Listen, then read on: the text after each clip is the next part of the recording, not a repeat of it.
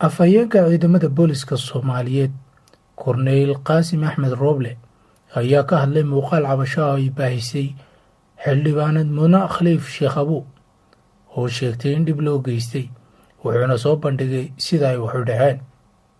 afhayeenka ayaa sheegay in xildhibaan Muna walaasheed oo lagu magacaabo Maryan Khaliif Sheekh Abu ay weerar ku qaaday xildhibaanad Luul Cabdi Aadan kadibna iyadoo kiiskaasi loo haysto ay damacday inay ka dhoofto garoonka Muqdisho halkaasi oo ay ciidamadu ka soo qabteen. ciidanka booliska Soomaaliyeed waxay habeen iyo maalin u taagan yihiin ilaalinta sharafta nafta iyo maalka ummadda Soomaaliyeed meel kastoo ay joogaan. shalay oo ay taariikhdu ahayd 4 bishii koowaad 19 abaaro 2:30 daqiiqo waxaa ciidanka booliska u yimid dhibane xildhibaan Luul Cabdi Aadan oo ka dacwoonaysa eedaysane Maryan Khaliif Abu. xildhibaanada waxaa la siiyey rifeerto kadibna waxaa raacay ciidan waxayna u geysay ciidankii qofkii ay ka dacwoonaysay oo eedaysana ahaa. waa la soo qabtay. markii la soo qabtay saldhigga ayaa lagu soo xiray. saldhigga markii lagu soo xiray iyaduna rifeertadii bay qaadatay.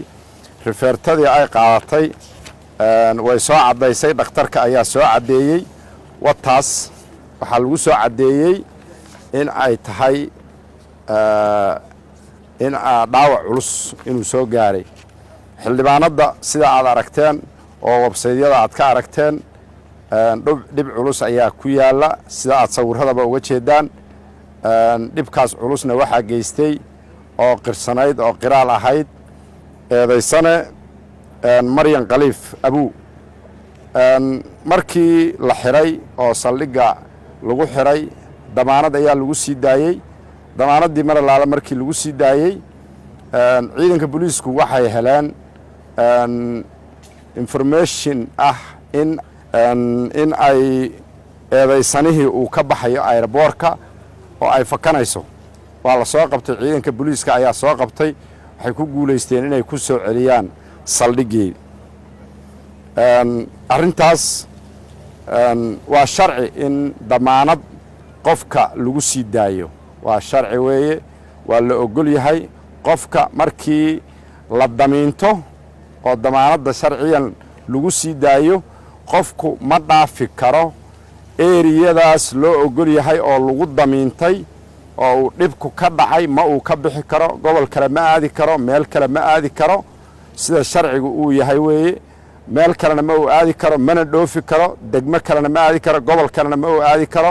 wuxuu joogayaa ilaa arrintaas ay dhammaanayso oo sharciga la waafajinayo. wuxuu joogayaa goobtaas lagu damiintay. sidaas ayaa lagu ogaa. damaanaddana sharciyan waa sidaas. ayadoo baxsanaysaa la soo qabtay. mar allaala markii la soo qabtana waxaa lagu soo celiyey goobteedii. saldhigga ayay joogtaa. saldhigga ayay ku xiran tahay. sidaa ayaana maaragtay ay arrintaasi ahayd. xildhibaanadiina waa ay joogtaa dhibanaha ahayd. ayadiina saldhigga ayay ku xiran tahay. damaanaddana macnaheedu waa sidaas. inaan meesha la dhaafin. in aan meeshaas laga tegi karin weeye macnaheedu. waxaa ummadda Soomaaliyeed looga digayaa oo ciidanka booliiska Soomaaliyeed uga digayaa sida sharciga ah hadalka macno la'aanta ah oo sal iyo raad midna lahayn oo baraha bulshada loo adeegsanayo. qofkii lagu qabto oo lagu helo asagoo hadal aan sal iyo raad midna lahayn u isticmaalaya baraha bulshada wuxuu rabaa ha ahaado arrintaas sharciga ayaa la waafajinayaa qofkaas.